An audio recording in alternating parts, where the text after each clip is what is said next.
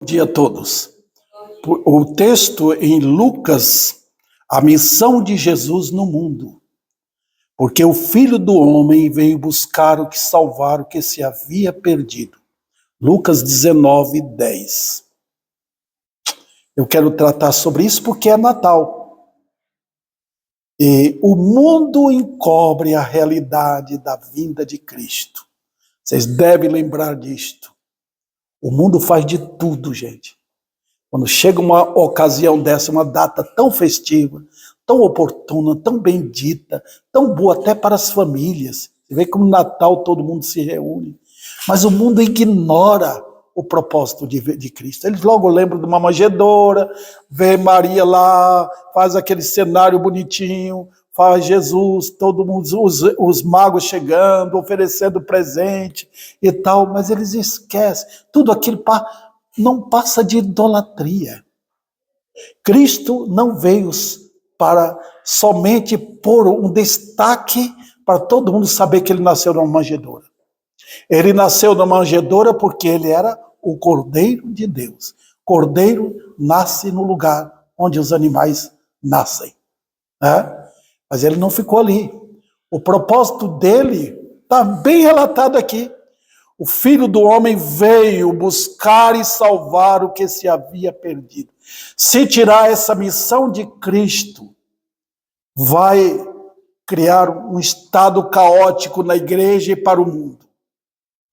As igrejas hoje não estão preocupadas com isso. Querem mudar a família, querem envolver ao cristianismo com aquilo que a Bíblia não dá ênfase. Cristo veio buscar e salvar perdidos. Quando ele entrou na casa de Zaqueu, como relata aqui o capítulo 19, ele não chegou lá a perguntar, você é casado, ou se você tem quantos filhos. Não, ele estava envolvido com Zaqueu, com uma alma. Ele ao sair dali, deixou atrás um homem salvo. Eu lembro da Miriam, aquela irmã de Moisés, que quando ficou falando mal de Moisés, Deus não gostou. Quando Deus falou para ela que Deus saiu, ela ficou leprosa. Mas aqui Jesus entra numa casa de um homem pecador, que todo mundo lá fora estavam os judeus, na sua ignorância, no seu relacionamento errado com a lei, na sua concepção errada de pecado. Estava dizendo, ele entrou na casa de um pecador. Olha, ele está errado. Mas Jesus disse, o Filho do Homem veio buscar e salvar o que se havia perdido. Então, é para que nós acordemos. Acordemos. Quando ressoar o sino do Natal, lembremos que o Cordeiro veio para salvar. Quando Maria estava com aquela criança ainda novinha no colo, que eles foram para Jerusalém, Simeão já era um homem bem idoso, ele pegou a criança no braço, como se pegasse a minha netinha ali. Ele pegou e deu graças a Deus, porque Deus havia prometido para ele que ele não morreria sem ver Jesus. Ele estava esperando. Quando? E ele viu, ele falou, pode me levar, Senhor. Meus olhos já viram a tua salvação. E ele estava ligado ao nome dele, porque o nome Jesus significa aquele que salva. Ele falou, eu vi a salvação. Então ele desligou completamente dos costumes judaicos, daqueles tipos de animais sendo oferecidos, acabou aquilo. Ele ignorou até o templo. Agora aqui está a tua salvação. E Cristo veio para esta finalidade. Infelizmente, hoje você não vê um pecador. O movimento evangélico hoje é um movimento que mais trata com o homem, com o que o homem precisa, os direitos do homem. Isso traz um problema sério na sociedade. A igreja deve pregar a cruz. o cordeiro nasceu, mas ele deixou a manjedoura e caminhou firmemente rumo até o Calvário para trazer essa conquista impressionante. Vamos então examinar um pouco esse versículo? Nós temos aqui, irmãos, vamos lá. Eu tenho 3 pontos, não 4. Exatamente. Não vai dar para passar tudo nesta manhã. Vou fazer o máximo para passar um pedaço dele aqui. Primeiro nós temos a humilhação dele. Porque nota o que Jesus fala aqui. O filho do homem. Ele nem fala filho de Deus. Ele fala filho do homem, porque ele se identifica com o homem. Em segundo lugar, veremos a missão dele. Qual é a missão dele? Ele diz, ele mostra o propósito. Quando você tem uma missão, você vai para aquela missão e cumpre a sua missão, né? Ele diz, minha missão foi buscar e salvar. Tá? Depois eu falarei da missão de salvar, falarei da condição dos pecadores, os perdidos. Tá? Vamos então voltar para o primeiro ponto aqui. A primeira lição que temos aqui é a humilhação. Eu gosto tanto disso, irmãos. Porque quando eu vejo a humilhação do meu Senhor, eu me identifico, eu olho a minha vida, eu não posso me identificar com Ele. Deus deixou os céus para vir à terra por minha causa. Eu, um pecador, usando a palavra feia, que nojento, um verme. E Ele interessou por Davi Sena. Ele interessou-se por mim. Pois é, agora que eu estou entendendo, agora que a luz veio e clareou a minha mente e o coração, Ele veio por mim. Como diz aquele hino, quem era eu para Ele interessar por mim? Veja, a Bíblia inteira, irmãos, a Bíblia inteira, de Gênesis a Apocalipse, é uma narrativa dessa humilhação. Porque, irmãos, qual o propósito da Bíblia? É um livro para matar a curiosidade das pessoas? Não, não, não. É um livro que retrata desde o começo o Cordeiro de Deus. Veja, queridos, veja a humilhação do meu Senhor, do nosso Senhor, quando Ele desceu do céu, quando Ele veio aqui. Vamos pensar um pouco na criação, vamos fazer uma ligação lá da criação com o restante do tempo. Ele criou o mundo, o grande arquiteto do mundo, o grande verbo que Deus o Pai usou. Todas as coisas foram feitas por Ele. Ele é o Criador, Jesus. Mas quando terminou a criação, uma pessoa saiu, o pai voltou para o seu lugar, por assim dizer, o filho continuou ali, fez o homem, e ali comunica, chamando Senhor Deus. É o que vemos na Bíblia, o restante da Bíblia é tudo. E ali ele comunicando com Adão depois da queda, mostrando aquela pele do animal que ele matou para dar uma veste para Adão. Deus ali, o Senhor da glória, estava mostrando o quê para o casal?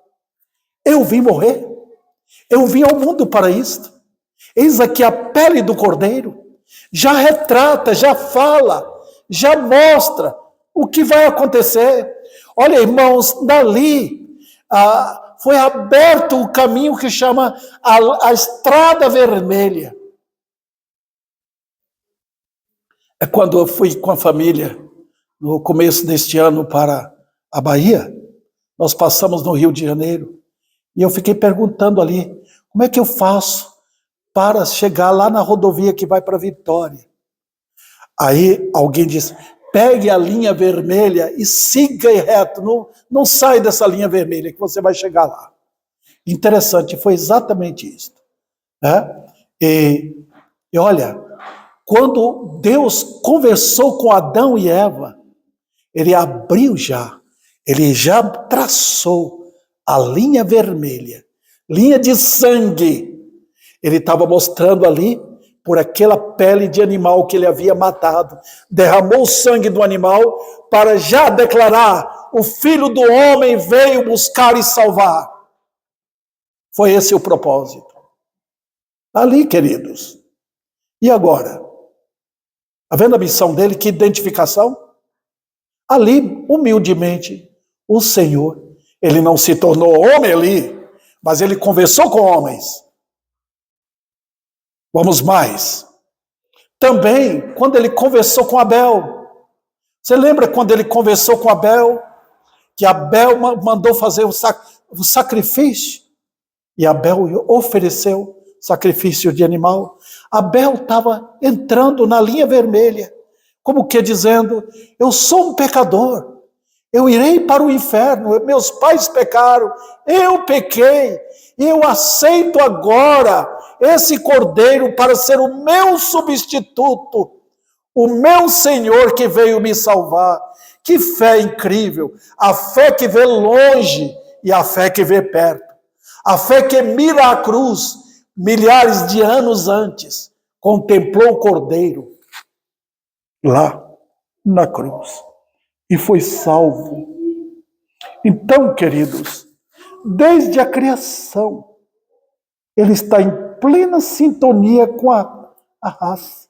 Foi assim com Enoque, foi assim com Noé, foi assim com Abraão, com Jacó, com Isaac, com toda a raça caída. Mas sabe, ele sempre se apresentou como cordeiro. As exigências todas foram assim, desde o Velho Testamento. O judeu não podia falhar em oferecer sacrifício. Era exigência divina, zelosa de Deus, porque estava naquela exigência, como vemos no livro de Levítico, estava toda, vamos dizer assim, as pinturas gloriosas, o simbolismo da cruz. E falhar ali, falhou com Deus. Era necessário mostrar em figuras e tipos o Filho do Homem que viria para morrer na cruz.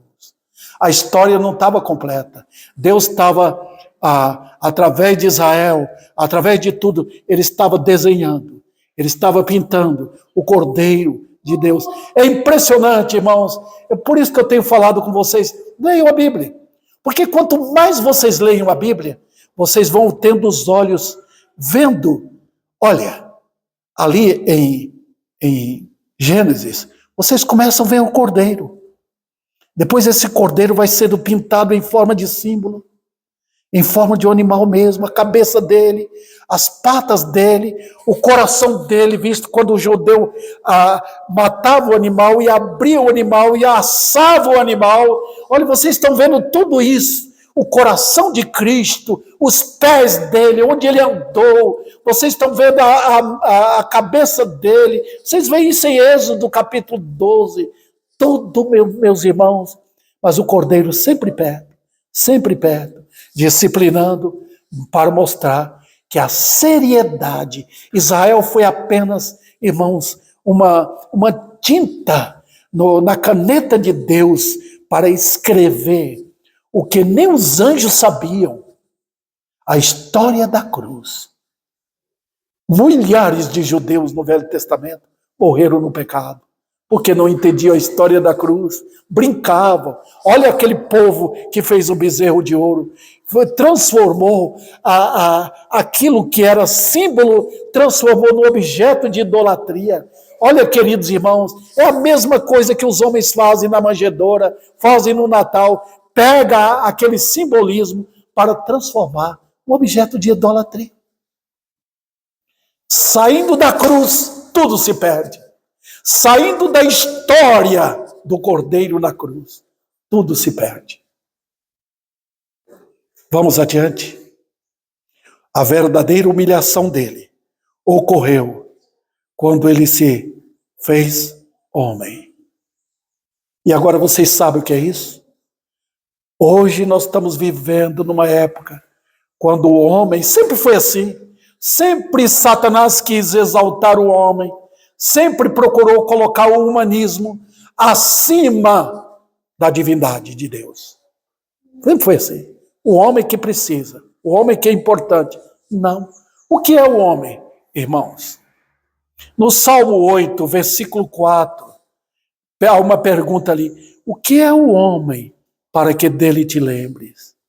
Eu vou dar aqui, irmãos, uma rápida noção, muito simplória, do que é o homem. Mas nós somos caídos no pecado. Irmãos, o que é o homem para Deus? Eu vejo meus netinhos, vocês veem suas famílias, seus filhos.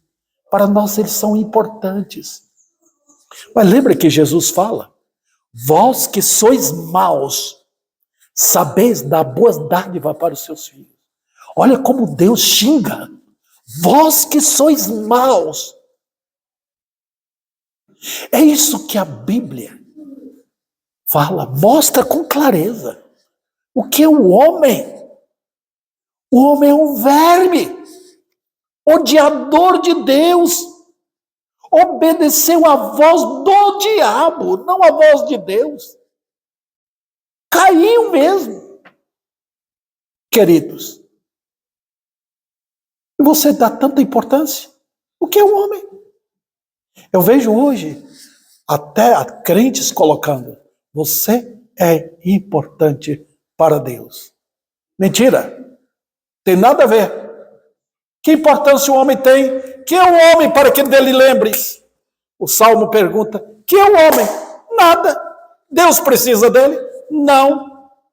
Não precisa. O meu Deus, o Deus da Bíblia, sem o homem, ele é maravilhosamente, eternamente Deus. Se ele salvar, aleluia. Se ele não salvar, aleluia. Sabe por quê? Se você for para o inferno, você vai porque você gosta. Se o meu Senhor não tivesse misericórdia de mim, eu iria para o inferno, porque eu, Davi, queria. Meus atos me faziam apaixonados pelo inferno. É isso, queridos. Está vendo? Então o que é o homem? Nada. Que importância tem o homem? Nenhuma. Milhões e milhões e milhões foram para o inferno. Nações sucumbiram sem ouvir a palavra de Deus. Homens importantes morreram no pecado. Judeus, homens conhecedores do Velho Testamento, morreram no pecado. O homem é o quê? Exatamente isso. Nada. E dá valor um extremo ao homem. Olha o nosso Senhor, o que ele fez, quantas curas, quantos milagres, quantas bênçãos, quantas maravilhas ele fez quando ele esteve aqui. Mas levaram-no para a cruz e rejeitaram, crucificam. Olha o homem como é, diante do justo Senhor, do inocente Cristo. Crucifica esse elemento e nos dê Barrabás. Olha, o homem não quer uma convivência com o justo, mas quer com um perverso. Ó, queridos, a raça humana, se não fosse a misericórdia de Deus, toda a raça já teria sido trucidada. Olha o que Deus fala para Jerusalém. E vocês sabem, Jerusalém era a cidade de Deus. Tinha um templo, tinha tudo. Mas o povo, todo orgulhoso, todos vaidosos, todos cheios de dinheiro. Mas sabe o que acontece? Deus falou ali no capítulo 1 de Isaías. Olha, se não fossem os eleitos, eu já teria feito com vocês o que eu fiz com Sodoma e Gomorra. Se não fosse a misericórdia de Deus, Deus já teria destruído o Brasil. Diante de tanta miséria, diante de tanta imoralidade, diante de tanta crueldade. E essas coisas todas estão impregnadas dentro do coração do homem. Olha, queridos, alguém pode dizer, eu tenho um computador lá em casa. Claro, trabalho com ele. Alguém pode dizer que o pastor Davi Sena não tem usado nem 20% do que ele tem no computador dele. Eu uso isso para ilustrar o homem no coração. Você sabe o que o homem é capaz de fazer de maldade? Ele não faz nem 10% do que ele potencialmente pode fazer de tanta maldade. O resumo bíblico são os seus pés velozes para derramar sangue.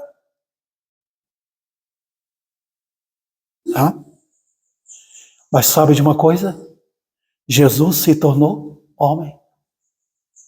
Aí está o máximo, ou a máxima, se fôssemos usar poema aqui, um provérbio, da máxima do que significa humilhação.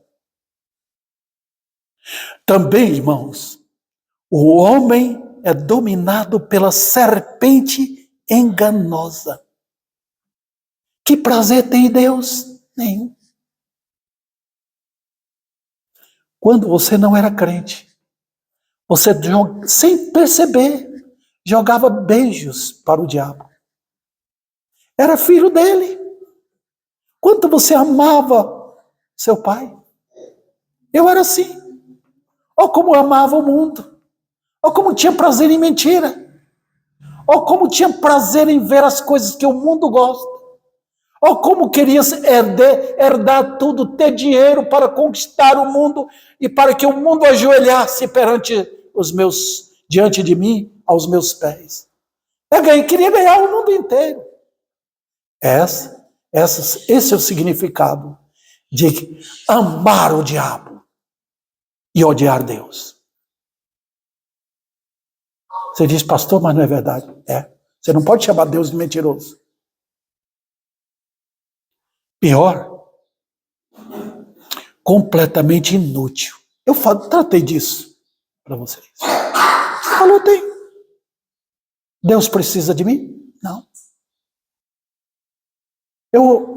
Irmãos, termino aqui lembrando dessa parte, lembrando daquele texto de Marcos, falando do inferno, onde os vermes não morrem. Está falando de verme mesmo? Está falando. Você já olhou para uma privada e viu vermes lá dentro? Olha o homem no inferno. Olha o que ele é lá no inferno. Verme. E lá não morre. Está vendo? Enquanto você tem nome aqui, o nome da sua família, o nome entre os homens, lá no inferno seu nome será verme. Sem sobrenome. Acabou tudo. Acabou toda a lisonja. Acabou os parabéns. Acabaram. Você será verme. Você só tem nome se estiver ligado a Cristo. Se você foi unido a Ele na salvação, aí sim, se alguém está em Cristo, é nova criação.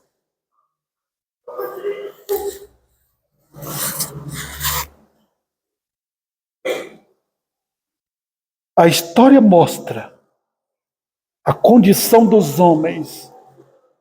Como? A nova era está tentando jogar confetes. Está tentando jogar no coração do povo. Pode orar, vai louvar, vai fazer isso, vamos. Até as igrejas evangélicas convidam os ímpios, vamos louvar. Louvar quem? Até as músicas expressam isso. Nascemos para te louvar. Mentira! Olha, queridos, o homem sem Deus, debaixo da ira de Deus, vai louvar a Deus? Deus tem prazer nisso? Deus diz que não tem prazer na morte de um ímpio, porque ele está debaixo da ira de Deus. Olha o terror. Às vezes eu vejo na internet a história do que fizeram com aqueles algozes da Segunda Guerra Mundial.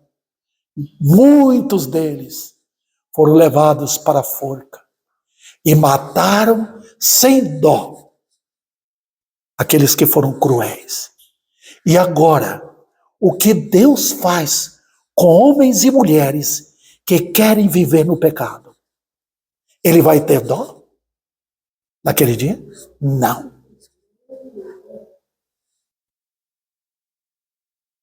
Oh, queridos, eu lembro a vocês, vocês estão vivos por causa da misericórdia.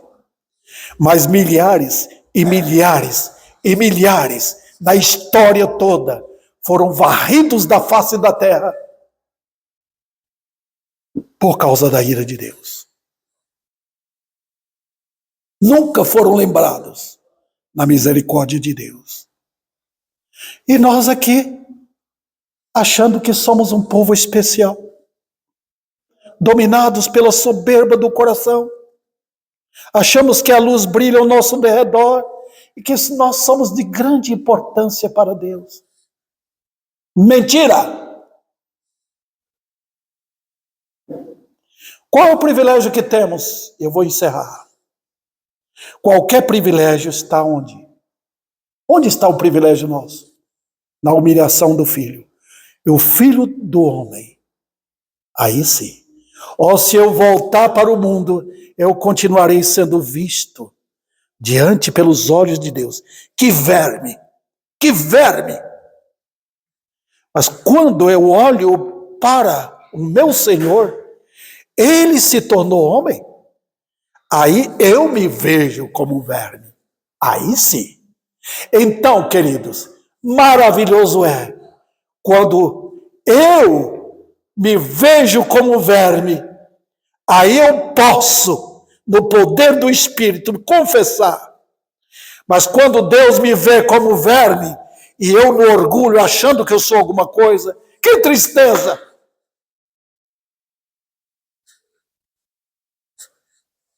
Então, que privilégio eu posso ter? Meditemos na humilhação do Filho. O que motivou sua vinda ao mundo? O que motivou Cristo vir ao mundo? Foi mudar as famílias? Não, um povo perdido. Os eleitos dele. O que motivou se tornar-se um homem? O que motivou Cristo a tornar-se um homem? Homens e mulheres perdidos. O que motivou tornar-se ele um verme? Ele se tornou um verme, ele fala, lá no Salmo 22, eu não sou homem, quando ele estava na cruz. Ele fala para o Pai, eu não sou homem, eu sou um verme. Olha, o meu Senhor, humilde Senhor, santo Senhor, na cruz, se tornou um verme, meus queridos, para buscar vermes. Tirar vermes, para que eles não caíssem no inferno. Ele buscou vermes. E toda a Escritura é a narrativa dessa imensidão de amor do meu Senhor por nós. Que haja pecadores. Hoje não tem pecadores mais. Tenho orado. Eu sei que minhas orações são tão pequenas. Deus nos dê pecadores. Nos dê pecadores. Hoje está cheio de evangélicos. Está cheio de adoradores hoje. Nós queremos pecadores. Pecadores. Pecadores que vejam sua própria miséria para invocar o nome do Senhor, para serem salvos. Que Ele aplique esta palavra em cada coração.